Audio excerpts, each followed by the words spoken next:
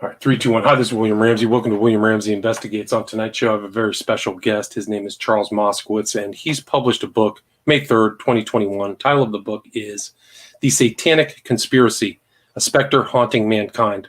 And it's also part of a series of books. An earlier book he wrote was God is God, God is the Creator and Lawgiver. That was published in 2020.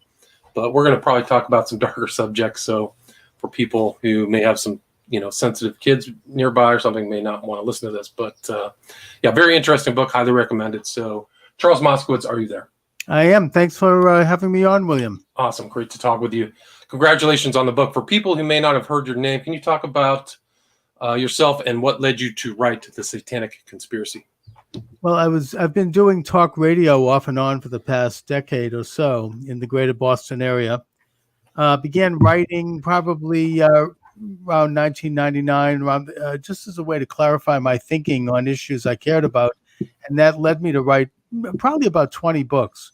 And right now I'm working on a series of short books like this one that I'm cranking them out maybe an average of one every other month that deal primarily with politics. And my newest book will be The Blue Anon Conspiracy Theory, which is about an answer to the left's all their nutty conspiracy theories about Trump. But in this particular case, I wrote a book about God, and that led me to write a book about Satan. Those are not areas I normally get into, but the process really opened my eyes, both personally, spiritually, but also in terms of the evil aspect, the evil nature of many of our institutions and our societies, particularly secret societies, which is naturally where the satanic influence predominates, because Satan only operates in secret. Satan cannot operate in the broad daylight. It has to operate through deception. And as such, they cloak themselves in those secret societies. And in many cases, those societies become very powerful. They are populated by the top members of an elite in any society, in economy, politics, even in religion and culture. And, you have people who are influenced by the same force that influenced Adam and Eve, if we want to go back. And that is this idea that they can be as God. They can overthrow God in heaven, and they can invent the universe. They can invent reality, actually. They can make up and invent their own moral standards to suit their whim. And it's this conspiracy in the broad sense that has existed in every generation. But now I'm sounding an alarm because this general conspiracy, this philosophical conspiracy that is always going to be with us and that's always even going to be a part of us, has reached a critical mass in terms of the intersection and the coordination of these secret societies, which are satanic, with each other, both internationally and even locally, in terms of controlling the world and controlling what we see and what we know and controlling existence. It's a conspiracy against God. And it has reached a critical mass now because of modern technologies. Back in the day, they could launch world wars and famines and holocausts and depressions and everything else. And those obviously are extremely devastating. But now they have control of the scientific means of controlling the world through such means as artificial intelligence, transhumanism, and some of these other technologies that are coming to light. And that very well may even include forced pandemics or manufactured pandemics, I should say. Right. Very timely. Right. So, it's really an incredible moment. I think this book you address with a very astute historical perspective leading up to the present day. But can you go back and talk about kind of the initial question of what Satan is, the evil inclination, and how this manifestation of this adversarial spirit exists in a world that was created by a loving God? Well, I approach the concept of Satan from a Jewish perspective. That's my background. And it varies slightly from the Christian perspective, although the two interact and they come from the same source, which is the Bible, the Torah. And it does not in any way invalidate the Christian idea, which is very true. And that is that Satan is manifested as a person that is possessed by Satan. and that's involved in deception, and that's often quite beautiful. It's a person that we admire, that is held up to a high pedestal, and that it's around, and that as such, the satanic person and the satanic organization engages in symbolism and symbology. They like to put their footprint on things. They want to do things to declare themselves in broad daylight without necessarily naming it, because evil has a tendency to look for validation and truth ultimately, because it's false and because it craves truth. So they put in all these symbols that are everywhere. It's a fascinating subject. It's a bit beyond the scope of my book, but it's something that is worth diving into. Jay Dyer does a good job with this, with his research. Yeah. And the symbols are almost like magical sigils too, like there's referencing stuff. But you talked about the Jewish conception is the Yetzer Hara. Can you explain that to the audience? Right. The Yetzer Hara is more the evil inclination. It runs on the concept that when you're born, you have the evil inclination on the left side and the good inclination on the right side, and that we spend our entire life struggling with this. All of us do. It's inside of us. It's everywhere. And that the development of character, the development of knowing God, is the development of combating that evil influence and triumphing against it and combining with others who are also involved in this same battle.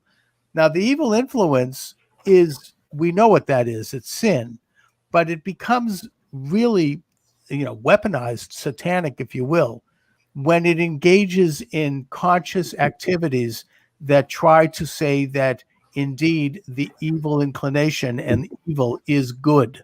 It's an inverse of good. Everything that's evil becomes good, and that everything that's good becomes evil. And perhaps a manifestation of this actually is the Satanic Mass, which takes the Roman Catholic Mass and it inverts it. Everything, the cross is turned upside down. Everything, all of the elements and the rituals, they do the exact opposite, because that's what Satan tries to do. They try to say that which is evil is good, so they can justify their own evil, even in their own minds. Gotcha. And so what is the importance of Sinai to not only Judaism, but all of humanity? Well, Sinai represents, and there are other religions actually who have similar scenarios, but for the Western society, Sinai represents revelation. It represents the moment when the creator of the universe, who separated himself from the creation, and the creation became a separate entity, when the creator revealed the law at that moment to the entire congregation, the children of Israel, and that law was basically a blueprint for how individuals and families and nations can and ought to interact with each other. What is moral? What is right? What is good?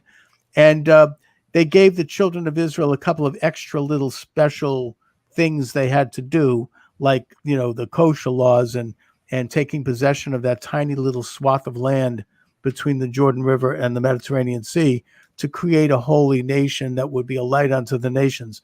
But it was a law for all of mankind, because it's true. It's a blueprint for how to live. And right. we measure ourselves against it when we study it. And it was completely embraced by Jesus and by the ministry of Jesus and Christianity. Yeah, no doubt. So we share that. Right. And so, I think you quote, "You shall be holy because I am holy." So these are the kind of different view towards God, towards Judaism at that time. One of the interesting aspects of your book is you juxtapose this kind of Sinai with this person, Zabbatai Zevi, and how he influenced all the way up to the current ideas of communism and stuff like that. Can you talk a little bit about that? Sure. Well, first of all, the entire Torah is a story of the struggle between the children of Israel and the Yetzer Hara, the sin influence, which is represented by idol worship. And the idol worship of today is this oligarchy, this international oligarchy. It's no longer literal graven images. It's a false image that is promoted as true, and that is then used to force everyone to conform to it. The Shabtai Zvi was a false messiah in the 15th century that corrupted a large portion of the Jewish faith and Jewish people. And it's a terrible story. It's a very sad story, but they did take the high ground in Judaism, and they still hold the high ground in Judaism to this day. That doesn't mean they've corrupted all of Judaism. They have not, thank God.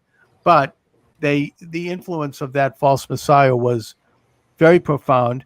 He was satanic. I mean, he reversed all of that as good, and went with everything that's evil, under the idea that to overthrow the Torah and all of the laws of the Torah, and corrupt man to such an irredeemable point that this would usher in the Messiah.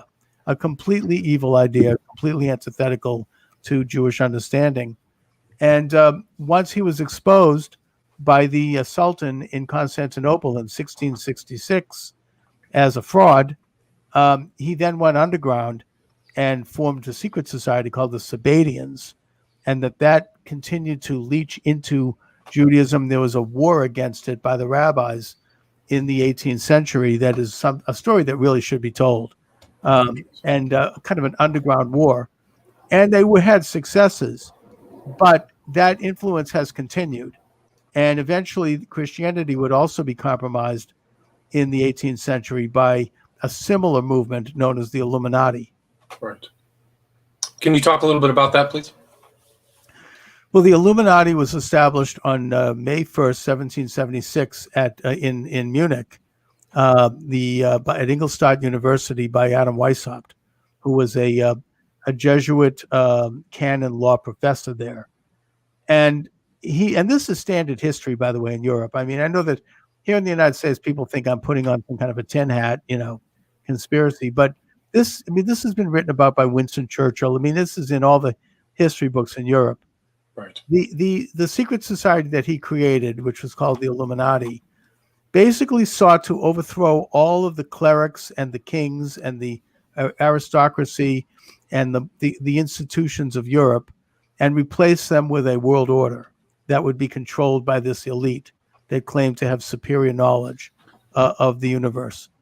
And they were exposed, but before they were exposed, Weishaupt and his fellows were able to infiltrate Masonic lodges in Europe, which generally were good at that time, and work their way into the inner sanctum of those lodges and use them for their nefarious purposes.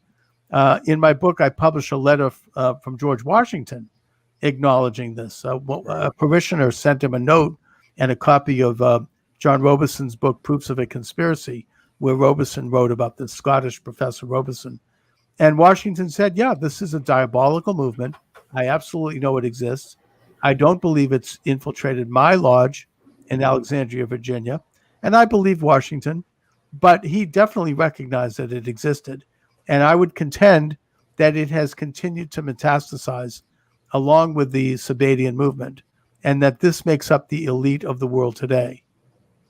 Right. So they're just corrupt, inverting things, eyes wide shut type of level of occultism. You mentioned a lot of occultism in this book. And you actually mentioned Kennedy's famous speech as well as this kind of conspiracy notion, thus the title of your book, The Satanic Conspiracy. Talk a little bit about Kennedy's speech for people who may not know. He definitely talked about this monolithic and ruthless conspiracy. Kennedy delivered this speech to an organization of newspaper editors in 1961. This is not, I'm not making this up. You can get this on the Kennedy Center website. This is something that's been published, and he openly and unabashedly exposes what I'm talking about.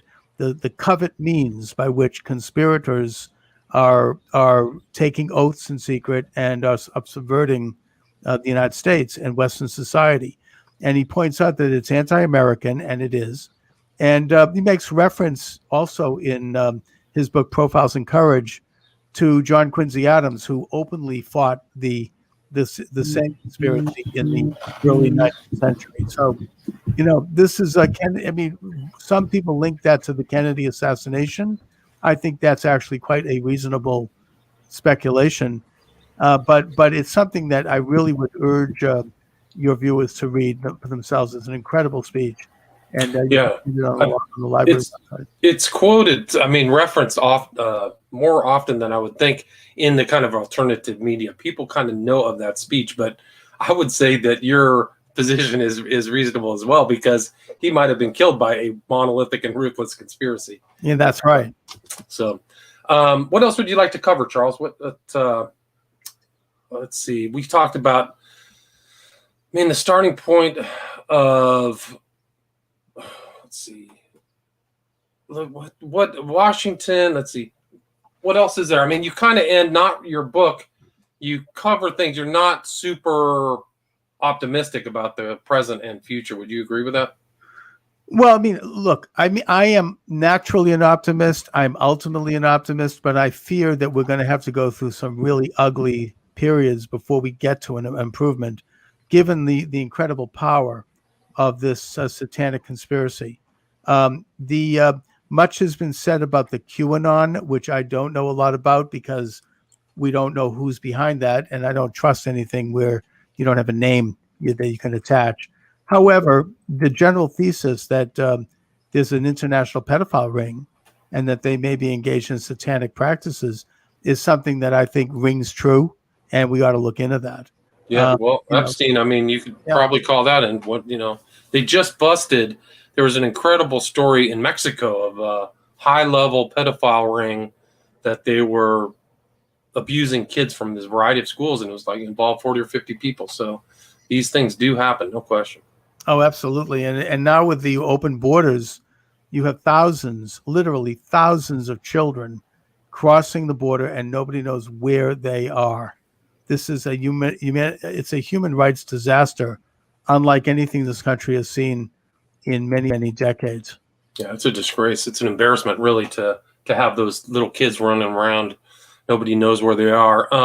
You also kind of talk about transhumanism. You mentioned Frankenstein as a modern Prometheus, which is an interesting term as well. Can you talk about your thoughts about transhumanism? Well, the ultimate dream of the satanic establishment and of communism actually is to literally create human beings to to replace God. What could be more like that besides having power over life and death, and besides having the Darwinian theory as the cornerstone, which is that man is evolving into superior species or races, as Darwin said. You have with transhumanism literally the evolution of a new kind of man.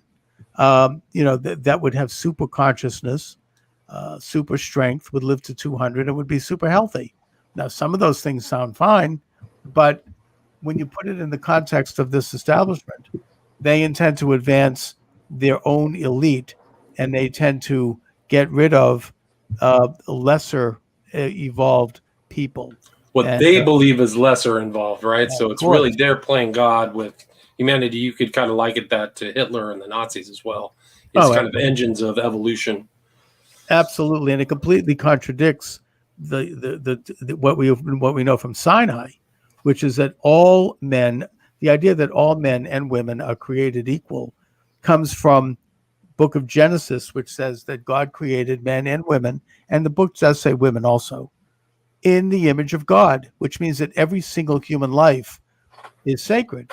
And that the Talmud goes on to point out that every human life is like its own universe, and that we are equal in the real sense. We're born equal, we die equal. On our earthly experience in the secular world means that we develop different talents and different skills and get different rewards and have different forms of luck. But ultimately, we're equal, and the ultimate dream of the satanic establishment, based upon the theosophic and occultic premise that there is a more evolved elite, a select, what I think Blavatsky called the elect, that these people have some kind of a right to control the rest of us, and that they are superior literally. Yeah, it's remarkable. It's like the what is it, the Eloi and the Morlocks or whatever, where there's like two different groups by that Wells book. But yeah, can you talk a little bit about what the importance of Huxley and the Huxley family and that kind of outlook of this kind of evolutionary superiority? Well, I use Julian Huxley as a single example of what could be described as these elitists and their philosophy. Julian Huxley's grandfather, T.E. Huxley, was the main promoter of Darwin.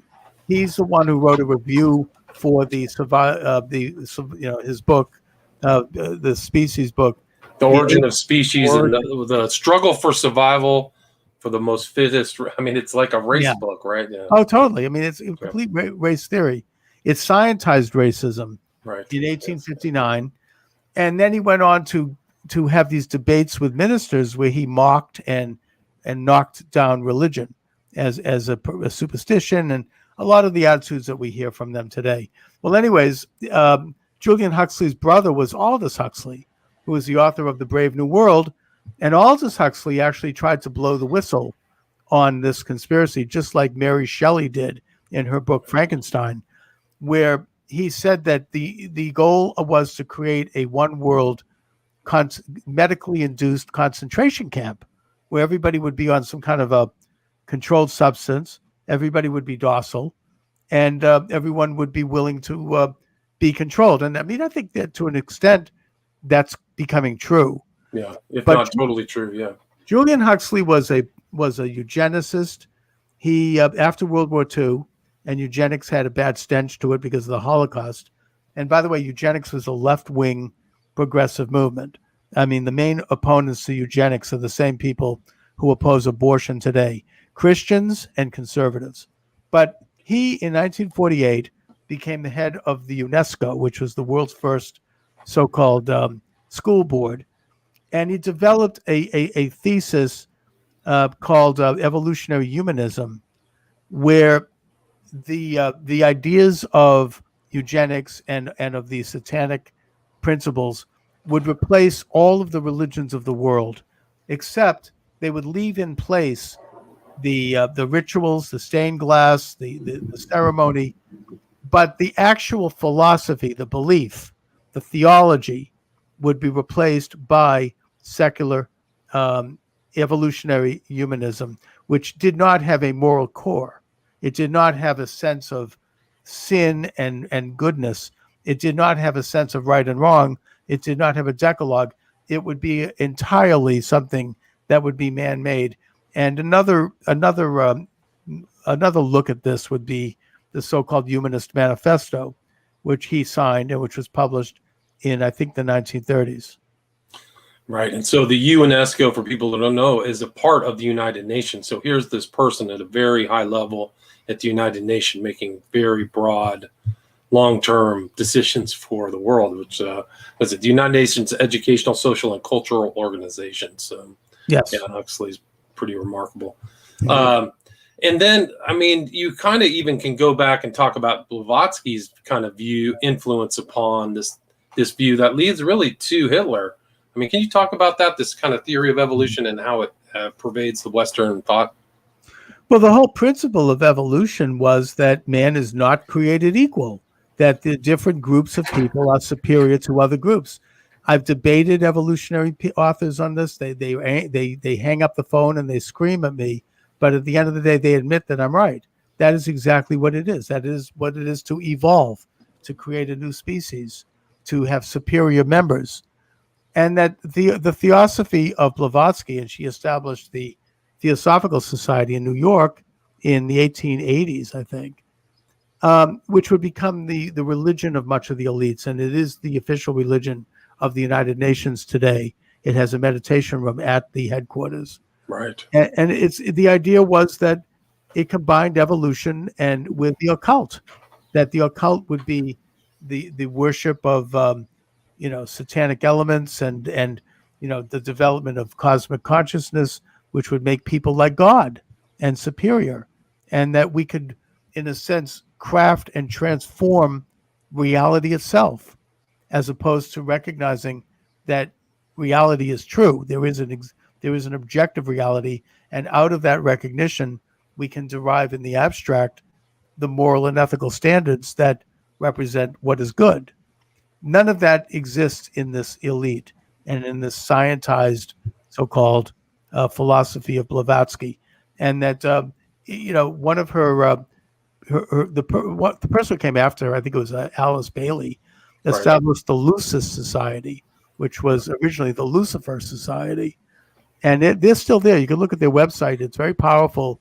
They finance leftist and Luciferian activities all over the world. And it is one of the major cultural totems of the United Nations today. Right. Like they're very involved in the United Nations, and Yeah. Blavatsky's letter, her magazine was called Lucifer. You literally can see that. So you see this Luciferian, Promethean view, even coming back through Shelley and Frankenstein. This torch, they held the torch of light. So Exactly. you see that symbolism is still, it's still around, and it's going all the way. I mean, it's pretty interesting because we're really wrestling with some of the issues you deal in your book, Marx, today with this communist Antifa movement. And you can see these ideas in that social movement. Can you talk a little bit about kind of the background of what may lead up to this kind of modern Antifa view, which is really the overthrow of the social order? It's been around since the beginning of time. It took on a great deal of acceleration under with Marx's influence, and it is taking the high ground in America today, in the media, in academia, even in our business, and even in our religions. And the best way to counter it is to simply know the truth, to pray, and to get together with other like-minded people, and try to learn to see the telltale signs of this false god, of this evil influence. Right. And then find ways to counter it, each in our own way. I mean, in your case, William, you do your books and your broadcasts. That's what I do as well. But everyone can have their means to counter this satanic influence. Otherwise, we're not going to have a free world. It's true. I think that really the left, and definitely the far right, they do not believe in the freedom. They do not believe in that. Right. If they had the chance, they would do it. And the infiltration is pretty incredible because there's a significant part of at least the Christian church now that you could call woke, are definitely influenced by communistic Marxist ideals that shouldn't be fused and syncretized into Christianity at all. It's pretty remarkable to watch this, though. And it really is a religion. Like, you can drive around LA here and you see these people with the rainbow flag and all this stuff, which I find very unnerving. Well, I mean, it's an attempt to change reality, to change what is real, to change what we see. I mean, God created men and women. He created them differently. There's a goal to blur that, to blur the existence of a nation state with borders. That's an abstract concept that came out of Sinai and came actually before Sinai at the Tower of Babel. And the entire Torah gives a means by which we can identify borders between entities and essences. That is what part of existence.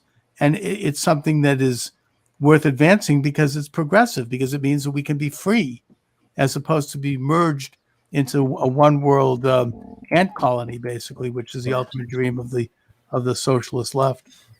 Yeah, it's pretty remarkable. I think you even use that term in your book. I think Marx's ideas was something, and it really kind of, if you look at some of these communist Russia, for example, I mean, it is one big ant colony. If you don't agree, you get sent to the gulag.